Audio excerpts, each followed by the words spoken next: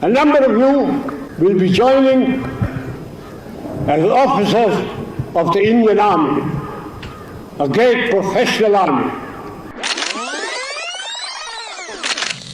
So Sam, tell me about the beginning of the Bangladesh war, the Mukti Bahini. Oh, Pakistan had really cracked down in a big way. The poor old Bengalis, what could they do against the Pathans and Punjabi Muslims and the army? So they started pouring into India. And Mrs. Gandhi, in an awful temper, looked at me and read out messages from the Chief Minister of West Bengal. The thousands of refugees have poured in, from the Chief Minister of Assam, the Chief Minister of Tripura. And she looked at me and said, "What are you doing about it?" "Nothing. What's it got to do with me?" She said, "I want you to do something." I said, "What do you want me to do?" She said, "I want you to march into East Pakistan." I said, "That means war." So she said, "I don't mind if it's war." So I said, "Oh, have you read the Bible? God said, 'Let there be light,' and there was light. And you say, 'Let there be war,' and there was war. Are you ready?" "I certainly am not." Then I said, this was about 23rd of April. I said, the Himalayan passes are opening. And if the Chinese give us an ultimatum, and I said, the monsoon will be breaking in a few days' time. And when it rains in that part of the world, it pours. Rivers become like oceans. If you stand on one bank, you can't see the other. My movement will be confined to roads. Because of climatic conditions, the Air Force will not be able to support me. And if I were to go in, I guarantee you 100% defeat. I said to Mrs. Gandhi, "Will you now give me your orders?" And she, "All right, cabinet would meet again at 4 o'clock. So everybody started walking out, I being the junior one. A smile on my face as I was going out. She said, "Chief, stay behind." I said, "Prime Minister, before you open your mouth, shall I send in my resignation on grounds of health, mental or physical?" And she said, "Oh, sit down, Sam, tell me. Everything you told me is the truth." I said, "Yes, everything I've told you is the truth." I said, "It's my job to fight to win, not to lose." And she smiled at me and said, "All right, Sam, you let me know when you're ready." What went wrong at Shimla? She went there and Bhutto made a complete of her. See, I know I've just taken over from Yahya Khan. If I yield anything just now, they'll throw me out. Give me a chance. In 6 months' time, I promise you, we'll settle everything peacefully. She came back and she told me, I said, "He's made a monkey out of you." I went to Pakistan about 2 months after the conflict. And they really gave me a first-class welcome. The governor, this was at Lahore, the governor invited me for lunch, gave me a martini before lunch, wines at lunch. And during lunch he said, "General, will you do me a favor?" So I said, "If I can, Mr. Governor, I will." I thought he was going to be asking me about some relation of it. He said, "My staff is outside. They want to shake hands with you." I went out, and there they were all lined up. About the 11th man took his pagri off and put it at my feet. So I picked it up, and I gave it to him. "Ye kyun aapne kiya?" कहता, "हजूर, आप थे तो हम बच गए.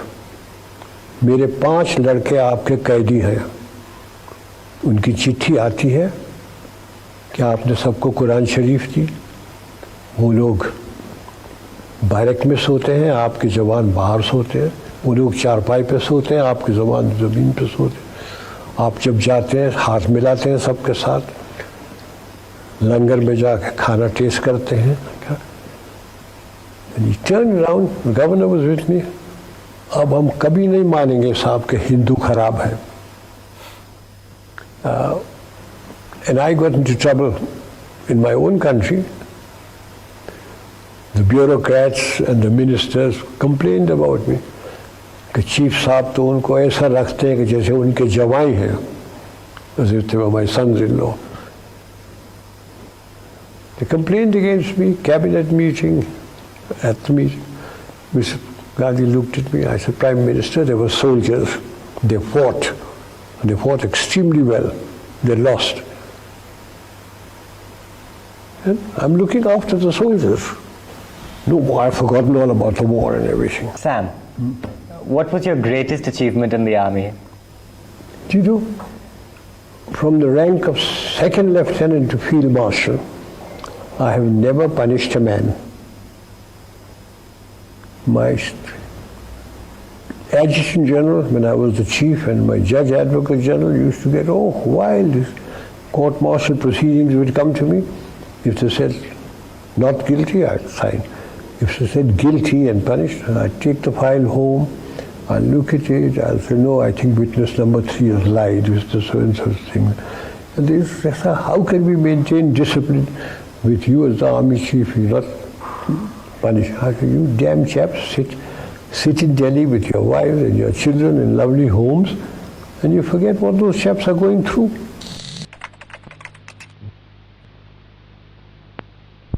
I couldn't go anywhere when people would ask, General, when are you taking over? One evening at 4 o'clock in my office, I was having tea when Mrs. Gandhi rang up. She was in Parliament House. And she rang up and said, Sam, are you very busy? And I said, Prime Minister, the army chief is always busy, but never too busy to talk to his Prime Minister. She said, can you come over? And I said, I'm having tea here. She said, oh, I'll give you tea. I said, I have good tea here, you'll give me muck. He said, oh, come over. So I said, okay. So I got hold of the ADC, I said, the girl wants me. Come on, get the car. The girl wants me. They always knew I'd talk like that. So we got into the car, went to Parliament House. She was sitting in her office in a kidney-shaped table. She was an actress, she was sitting down like this. I walked in my breezy way. I said, hello, Prime Minister. You seem worried. What's wrong? She said, I've got problems. So I said, oh, cry on my shoulder. What are your problems? And she looked me straight in the face and said, you are my problem. So I said, now what have I done? Have I made a speech? Have I done something stupid? So I said, what have I done now? She said, everybody says you're going to take over from me. So I said, and what do you think? She says, you can't. And I said, oh, you think I'm so incompetent? I didn't mean that, Sam. You wouldn't. She has a long nose, I have a longer one. I put my nose next to her. I want to tell you, I have no intention or even a thought of getting involved in politics or taking over, as long as I command my army without interference. Okay, I've told you enough about Mrs. Gandhi and myself. Morarji Desai. You want to know about Morarji Bhai? You've been dying to tell that story, haven't you? I've got 2 or 3 stories about Morarji Bhai.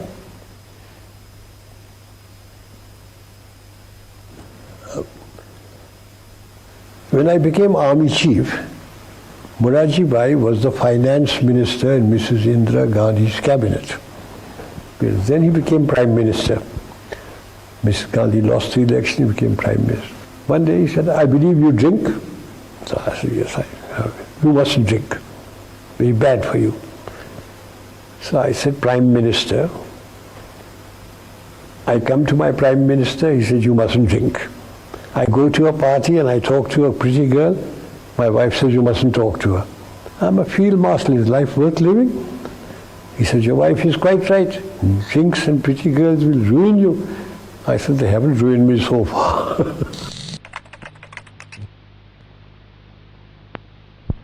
After partition, I became director of military operations, and I remained director of military operations for 3.5 years. I was sent to Kashmir with V.P. Menon, who was the state secretary. The Maharaja's army the Muslim element had revolted, the tribesmen had come in, and I was sent there with him, V.P. Menon, to see if he can get the accession from the Maharaja, see what the military situation was like. And at about midnight, the Maharaja signed. He kept on saying, "You must send soldiers in." He said, "We can't send soldiers into your state unless you accede to India." So at midnight he acceded to India. V.P. Menon handed over the accession papers to Mountbatten. Mountbatten looked at me. He said, "Manekji." He didn't call him Manek. "Manekji, what's the military situation like?" I said, "Very bad, sir. The tribesmen are busy looting and raping about 9 kilometers away from Srinagar and the airfield. If they once get in, we've lost Kashmir because we won't be able to fly troops in, etc." So he looked at Nehru, and Nehru talked and all, until Sardar Patel lost his temper. He said, "Jawaharlal, do you want Kashmir or do you want to hand it over?" He said, "Of course, Kashmir is ours now." So he said, "Will you issue orders?" And before he could issue orders, Sardar Patel said, "You have received your orders." So I walked out, and we started flying troops into Kashmir. What was your relationship with Sardar Patel like? Sardar Patel was Home Minister, and I had a good relationship with him. Every morning, V.P. Menon and I would go to his place,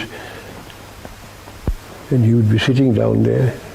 His daughter, Maniben, sitting cross-legged with a Parker fountain pen, a brown Parker pen, taking notes.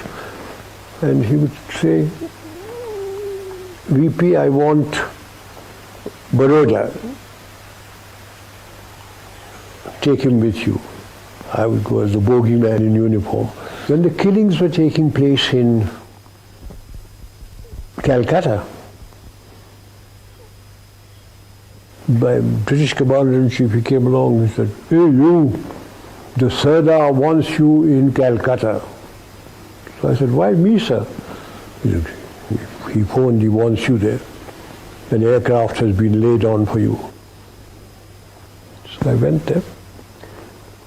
The Sardar was with the Chief Minister, B.C. Roy. When I went in there, he said, "I don't want arguments, etc. I'm going to ask you a question, I want an answer. If I hand over the situation to the army, how many Bengalis will you kill and how long will it take you?" And I was a very young brigadier. So I opened my mouth. I said, "So, about 100 in about a month." So he said, turned around to Bidhan Roy, he said, "Thousands are being killed." He said, "Go and kill them, take over." And he deployed troops all over Calcutta. We didn't have to kill anybody. Everything finished. He said, "Come here." And in Gujarati he tells me, "Tame sachu nahi bolo?" So I said, "What have I done?" He said, "Tame kahlu ki 100 Bengali na marso ne ek bhi nahi maryo." Then he told me, he said, "Well done, thank you." Then the Chinese came into Nifa, and General Kaul was sacked and Krishna Menon was removed, and Nehru sent for me. He said, "I've got a vigorous enemy. will you go and take over? And I said, I've been waiting 18 months for this, Prime Minister. And he said, oh, that was all a mistake. That was all a mistake. Will you go? I said, yes, I'll go. So I took over the thing. And so I always say that the Chinese came to my rescue. If the Chinese hadn't come in, and if Krishna Menon and Kaul hadn't been sacked, I don't know what they would have done with me. I said, I don't want to know what happened in the past. All I want to know is, who are my commanders? Where are the Chinese? How much ammunition have I got? How much oil, petroleum, and food have I got? And just leave the map to be here. Mr. Deeds. After half an hour, I rang the bell. They came in. And I said, I don't know whether I'm doing right or wrong, but these are my orders. And that was the time when the Chief of Staff took his hat off, flung it on the ground, jumped on it. He said, thank effing God, at last somebody is giving orders. We have never had orders before. And my orders were that we start advancing. They were. No, Khanna, Leisure. So Sam, tell me about when you joined the Gurkhas. Oh Lord.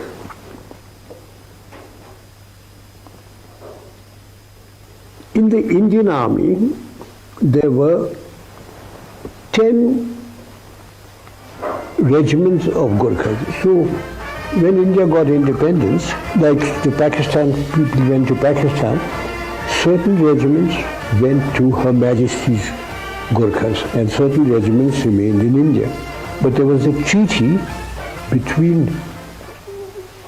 the King of Nepal and the British government that all Gurkha regiments would be officered by British officers. So when the British officers left, there had to be some Indian officers. So I was the first Indian to be posted to a Gurkha regiment.